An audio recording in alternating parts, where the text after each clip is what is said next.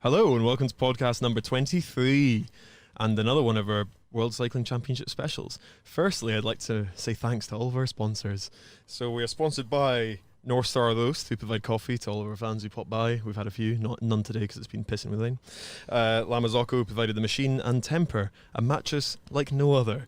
So if you use the discount code cycling100 on www.temper.co.uk, you can get a £100 discount off a new mattress. Perfect, Callum, thanks. And we'll just touch on the news. I haven't given my bike back yet, and they're still asking, so let's bang on with the podcast. Who are the guests today? We've got Dan Bigham on the podcast, just medalled in the mixed team time trial, won the bronze medal, so congratulations, Dan. Cheers, guys. And we've just literally come from the live podcast we've done at the Rafa pop-up. We weren't allowed to say Rafa pop-up, but now we will say No, it. we will, yeah. And Owen Duo wanted to sit in and join in. Well, I'm waiting to go for dinner, to be honest. Yeah. I can't believe you turned down the opportunity to sleep in a mobile camper.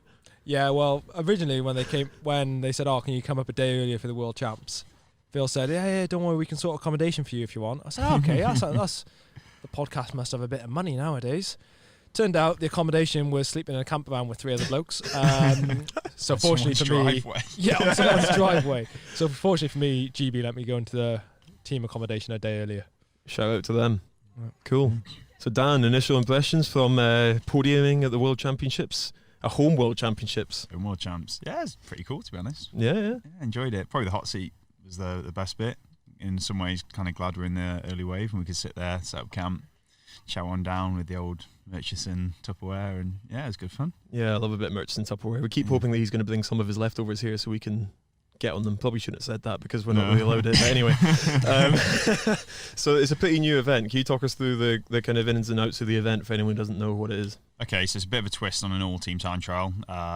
Less riders in each team, so typically 6 to 8 for most team time trials, and this one's just 3 men and then 3 women.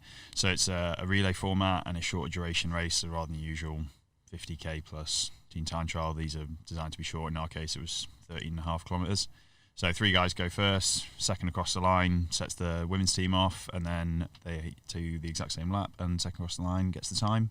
Combined time of the two is your time, and away you go, see how you're placing against everyone else. And there's, not to say that you guys aren't big names, but there's some pretty big names in terms of competitors in that field as well. Some absolute hitters. Tony Martin, Nils Pollitt, Jos van Emden.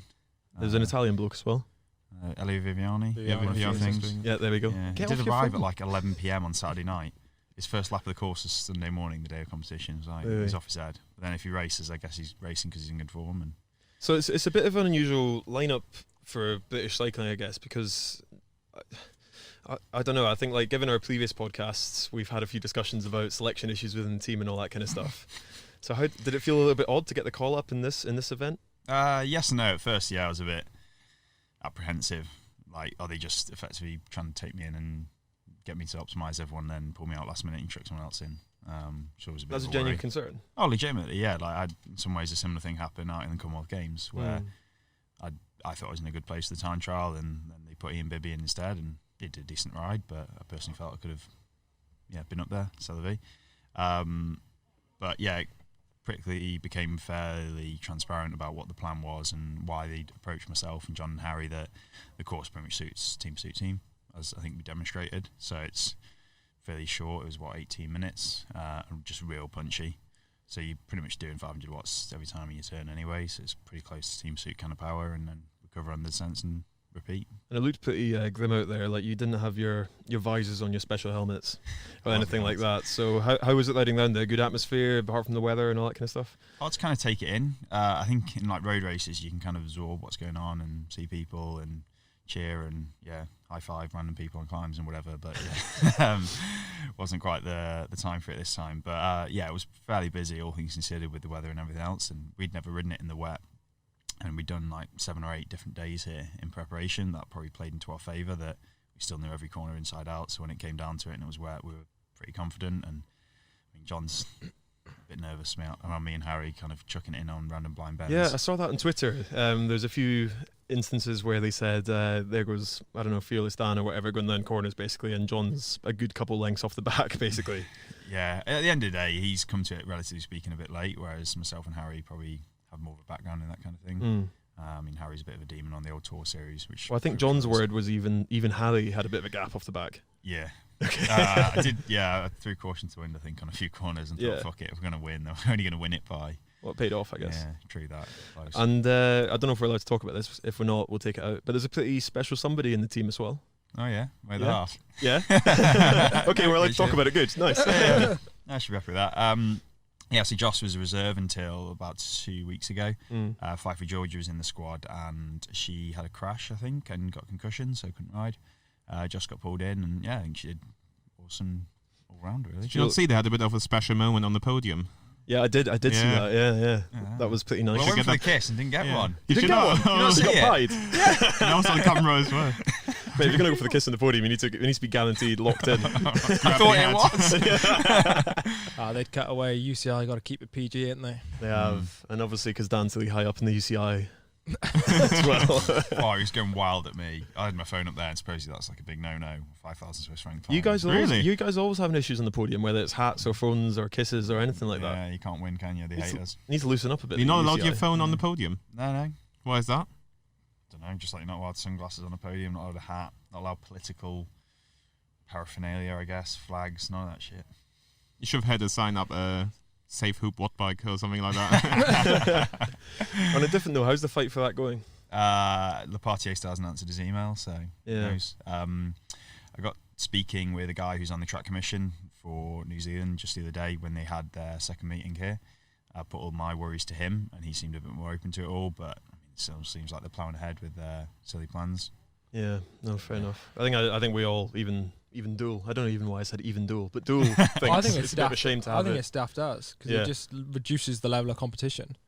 It's just, and I don't see for what gain either. No, it doesn't make any sense. no. Why would you take money out of the sport? Yeah. It's silly. It does seem pretty illogical. I mean, they're talking about this new World Series, World League thing, whatever you're going to call it, but it does sound like you still have to represent your nation, you still have to be selected, and it's primarily going to be bunch events anyway. So you think, so say for instance, if Hoob Watt Bike isn't allowed to exist anymore, do you think events like this could be something that you guys take on a little bit more? Oh, definitely. I think that's the way it'll go. We'll try and move a lot of our sort of technology and thoughts and sponsorship across to the road side of things. So there's still this kind of silver lining there a little bit. Yeah, at the end of the day, you want an outlet to use that, whether it is just riding your bike or being a bit of a nerd, then it'll be more on the road. I mean, even in the mixed team time trial, you actually put away some decent teams, didn't you? Yeah. Like you three. I mean that was our first point, but yeah. That's fine. Yeah, let's revisit it. We beat Tony Martin. Let's go back on that again, yeah. Well, you actually have a decent chance to probably do well in these World League races. Yeah, I think if you can prepare well for it, definitely. And that was something I think we really, really focused on literally pulling apart every single bit of the course. And we knew even down to who was changing exactly at what point around what pothole or what manhole or whatever it might be. I think we barely put a foot wrong. And you took it to that level of extreme then, basically, like full course recce and full like target at that. Yeah, so GoPro'd every single recce on bikes and on the car. We've run No Show Connect, so we knew all like the aero drafting data. We had some really good elevation profile data, and then from that just popped it into a MATLAB model, not a spreadsheet model, but which basically you can kind of. I'll go into loads of detail, iteratively calculate the optimal power distribution for someone's CDA power profile. Daniel, we're getting too technical again. Yeah, I'm enjoying it. That's what I'm here for. Yeah, we had to get Johnny Whale to explain what CDA actually was in the last podcast. He couldn't manage either, to be honest. I got asked that on another podcast the other day. Oh yeah. Yeah, but anyway, the upshot is you get a profile of the power that you should ride at, the speed you will get for that at every single point throughout the course, and then you can split it out and be like, well, if person behind drafts this efficiently and the man 3 drafts another level of efficiency, you can figure out what power they're doing and then how much do they recover their anaerobic tank, therefore how hard can they go later on in the race, and it's just iterative steps throughout until you end up with the right people in the right order doing the right corners and the right climbs, and that makes sense. Did you understand any of that? Yeah. Did you apply that to all the women's side of the stuff as well? Not so much, primarily because the team didn't get together until 2 weeks out, whereas we had like 6 weeks notice, so it was relatively easy. But then a lot of that they took on themselves on, okay, well, who's the best descender, who's the best climber, and then we gave them power targets for each segment, but only Joss rides to power. Lauren and Anna don't have power meters and haven't ever, which is a bit of a nightmare for someone like me. What did you think about the incorporation of a mixed gender event? Do you think this is quite a good format? Because the UCI have tried it before with mixed team sprint, and that didn't really work out that well. Do you think Have they done that before? They have done that before, yeah. They did Mixed Madison as But well. that was Mixed Madison, a junior event. Yeah, Well, that was the trial for it, Yeah, basically, yeah. I don't think you can race head to head. Mm. It'd be a bit silly, for example, to say, right, you're all racing as a 6-man team. Unless you're Chloe Dygart. Yeah, unless Chloe Dygart and she drops us all. But anyway, you can't race head to head because there is that disparity across the sexes. However, I think it's nice that you can join them together and everyone acts and kind of comes together as a team. And also there's a bit of sort of knowledge transfer between the two, so we learned quite a bit from the girls and vice versa as well. So you kind of feel as a team, even though you're not riding out there on the course together. Just pulls everyone together really. What's this is a bit of a deep question, but like what's your kind of like take on the GB system now that they've kind of brought you back in and it's been a positive experience? As in has it been a positive experience? And previously it's been what I guess you'd describe yourself as a fairly negative experience. Yeah. Like how do you sit now in terms of the National Federation? Still on the fence probably. It's a different experience, definitely. It was the roadside rather than the trackside, so different coaches, and I think that was probably half the reason. So they brought in Ian Cook and Andy Pink, which haven't traditionally been in that role, kind of as I guess an experience and a growth kind of thing. That it was an event that no one knew how it would go, so give it to some guys who are a bit fresh and can try something different without the worry of losing out on qualification for the Olympics or something else. So that was quite good, and they were really, really open and quite progressive on the whole approach of, well, yeah, it's new, go for it, see what we can do, and not kind of stick to some old school dogma of how it's always been done. It was So just in a previous podcast, you mentioned that you got told you had to choose between being an engineer or an athlete, I guess, or a rider. Yeah. So with this kind of new coaching setup, you felt as if that was broken down a little bit. Yeah, if anything, it was like, we need an engineer kind of in the role. Okay. Around a bit. That's a massive positive then, I guess. Yeah, and it's showing a bit more flexibility than the team usually shows, I guess. Yeah, exactly that, and you have to in that kind of environment. It was good that Pinky and Ian took that upon themselves to say, let's go for it, let's go and buy into it completely. And they both had their own sort of areas of expertise and some real good ideas too. That and the whole all came together on the day, and that's what matters. But I quite like it to have a good balance between coach and rider to make that decision, whereas when I was in the track squad, it was you were told what to do and you don't ask questions, and that's that. And I hate that really. You shouldn't just force riders to do something. You should allow them to have their own ideas, thoughts, and opinions, and control their own destiny. Really. Yeah, I think it's generally quite a positive thing though that you've been able to say what you've said about the GB team and still be able to pull on the jersey and ride. Though I think that's something that a lot of people maybe unfairly criticise the team for, saying that if you mouth off against them, your face doesn't fit and you never get in again. So I think there's a slight silver lining to that. I guess the acid test will be the track season with Euros and Worlds, and whether we get selected for any of them. I mean, like last year I wasn't selected for the IP, even though we had 2 spots at Worlds. They only filled 1, and I met all the criteria. So,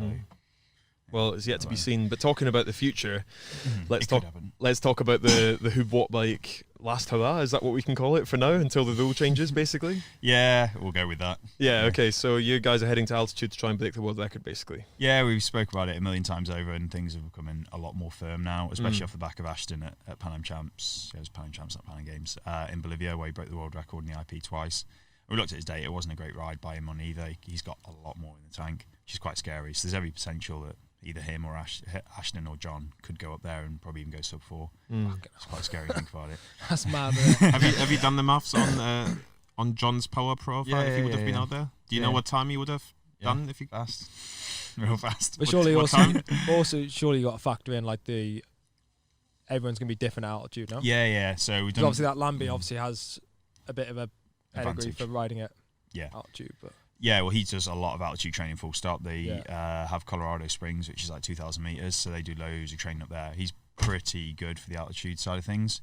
John, I know it was quite odd. We did an altitude camp in Sierra Nevada just a few weeks back, and he struggled the most there and after it, but then he was still performing outrageously well nonetheless. So I don't think... I'd say all the tests we did fell in line with all the tests we thought were where they should be, roughly give or take 10% is what your aerobic power drops up by. And how's the altitude tent life going? Have you gone to the extremes of a certain rider who unnameless, he's half Iranian, half American, my old flatmate, and take a empty bottle in with you so you can piss inside the tent? Oh yeah, Johnny's done that a lot. It was one of the first things. Of course Johnny's done it, but I'm asking I'm right. I can get by. Yeah. Sweat it all out instead, but yeah, I think that was one of the first things he did, and it was literally labelled as like the piss bottle. Oh. I know. Yeah, it seems to be working well. Take cheers to partners Sporting inside Edge the for tent that. as well, or No, I've not done that. gets a bit Joss? gets a bit sweaty. We got sent a link, a guy called Heath Dotson, who's got his own altitude tent now, on how to air condition your altitude tent. Oh, okay. Yeah, it's a big thing supposedly. Oh, we fair hadn't enough. realised, so we're just going in there and it's getting up to like 95% humidity. Jeez. Really? Yeah, so gammy them altitude tents. Yeah. You wake up in the morning, it's just like the condensation on the water. It's horrible. Like this one's a big one, so you'd expect it to be fairly decent, but after like an hour of riding in there, it's just fucking disgusting. Yeah. Do you actually feel like it's a bit harder to ride in the tent, or Bit. Oh, fuck real it. is hard. it like a lot? Mate, it's like a thing in London. You can go to gyms that are altitude and all that kind of stuff. Yeah, it's a big thing. Oh, really? It's you've done altitude Mate, the training drop at the off gym is camp. crazy. Yeah, but he's Oh, got yeah, no yeah, aerobic yeah. engine. He's not Yeah. going to make a difference. Like Johnny went up to altitude, Yeah. and lost nothing. Oh, okay, yeah. It was scary. Like he was literally out climbing myself and John. You're like, what the hell is going on? You're like 6 kilos heavier. You have no threshold, but suddenly. You know who's It's really true, good at though. altitude? Is Berkey. Stephen Berg. Yeah. Berkey's the same. Is he? Whenever we used to do all the Tenerife Lavinia camps, when we go up there, Berkey, no stress, he'd be knocking fuck up over the first few days.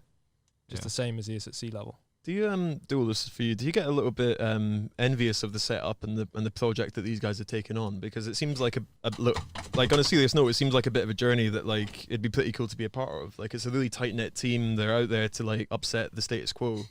Does that appeal at all? No, for sure. I think,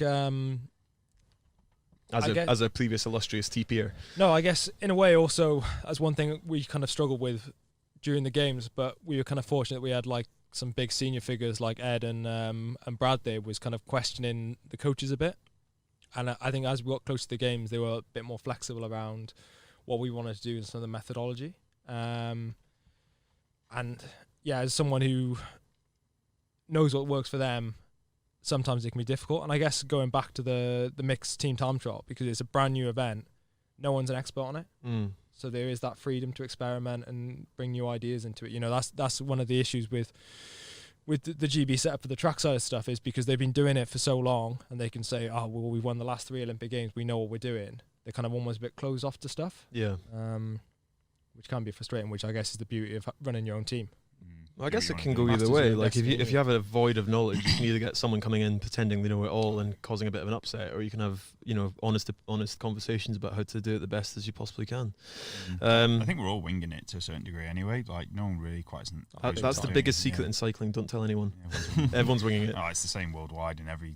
walk of I'm life. somehow a sports marketing manager. I've never done marketing in my life. Your brother's got a 4-year marketing degree. No, he doesn't have. No, my girl. Yeah, no. Roy. It's not marketing, is it? Media and comms. Talking shit. He's got a degree in talking shit, basically. So I guess the other interesting bit about Who What Bike is you've branched out a little bit, and you've got a few other guys looking to kind of come into the fold. Yeah. How's that shaping up? If you can talk about it. Yeah, we can. I mean, we've not officially announced they're in, but I mean, everyone pretty much knows. Okay. So Cal Gordon, he joined us just after Nationals, so end of June, early July. Yeah. So he was 3rd in the IP at Nationals, did 4:15, so Okay. pretty nippy. Yeah. And he's been going well. He's come from a background of just eating volume, and it's kind of we've just gone, yeah, stop that. That's silly. He's a right. legend. Let him do what he wants. Excellent spoon player. Yeah, you can play the spoons. He's a hunter. He's a master baker, which isn't a pun. What else is he? He's just A generally plumber. really good around the house. I'm not even kidding. Like he gets. He's stuff fixed your done. water so many times. Oh, haven't you? he's fully qualified plumber. Yeah. He ticks the boxes. He's pretty good for morale as well, I guess. Yeah, I think he's been a great asset to the team, and I love having him there. And then the other one's Will Perrett, who people probably don't know quite so well. His background's track and always has been, and he's just grown up sort of, doing everything under the sun, whether it's Derny Racers, Madison, whatever. But I don't think he's ever had the consistency around his lifestyle and his training and all the other stuff that goes with that, and just hopped in our house, and then suddenly you've got Johnny on your back every 5 minutes, like you can't do that, you can't do that, you can't do that.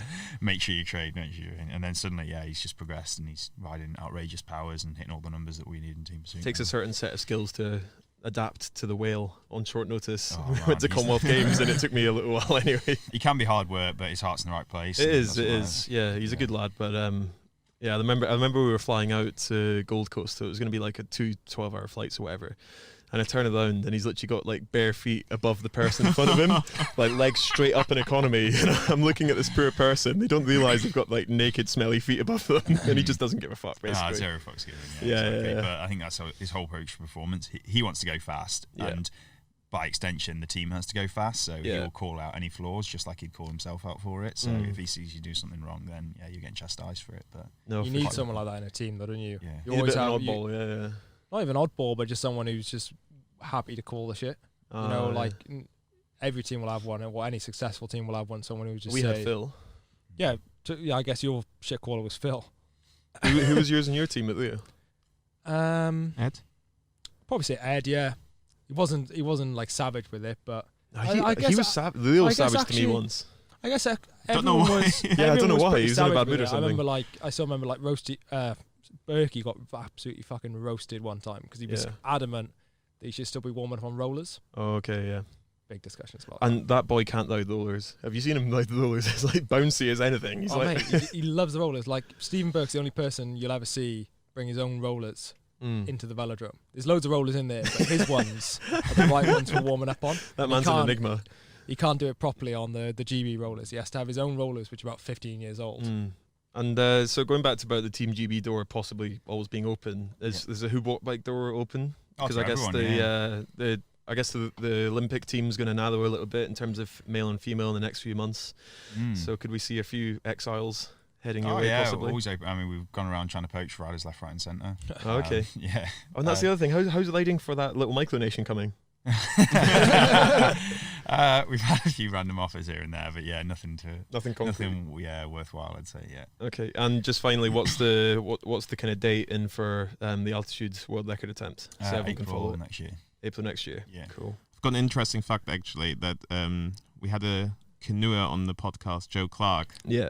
and Dan went to school with him. Yeah, he's a year below me at school. Oh, what was he Yeah. like actually? This would be good. Oh, I think we got in a few fights, like proper Did you? scraps, yeah. Oh, this is brilliant. We need to get him back on again. I can't even remember why. I think it was like year 10, year 11, something like that. Maybe Well, over girls. He said he was a little shit in school, and then we tried to press him on it. So, like, Phil gave an example of how he used to smoke in school. I told him I made the home ec teacher cry, and then he was like, "Oh, I didn't do anything like that." Was he actually a little shit? Yeah. I think we were. Yeah. Well, I thought he was a bit of a dick, and Oh. I think he's sound. Obviously, gone into awesome things, and proper respect to that. But yeah, I remember back at school, I think I was like, he's a fucking knob, and he probably thought the same. Next podcast, get Bingham on, get Joe Clark on, Yeah. and Blythe. Yeah, well, that's the thing. Are you down for a Blythe one-on-one? I'd love a Blythe one-on-one. Yeah. Yeah? Yeah, that'd be good. definitely. Okay, I think we can sort that out. I mean, Dule's already kind of stepped back a few steps from some of the stuff he said. I didn't step back at all. No, I'm just winding you up. Succeeded there. I Can we get the fucking party on hook, as line, well and while we're at sink. it? Yeah, well, we'll get you. Well, basically, you're one of our most controversial guests, so which won't be any surprise to most people. But if we get you and the party on, who's the president of the UCI, who's trying to ban hub walk bike, effectively, and if we get you and Blythe, just get him running through people. Who's next? Who's next? we can line them up one by one and just see how it Big goes. mystery reveal. So yeah, basically, look out for the future. I'm sure we'll get Dan back on if we can set up an Aerosox versus Aerosox battle. Oh, Jesus Christ. What was the quote again? If you don't wear Aerosox in the bunch, You're you're a stupid. fucking idiot. Oh, fucking idiot. Okay, we're going stronger. I love it. Stupid idiot, I don't care. Yeah. Oh, God. And It'll be so- awkward to sit on.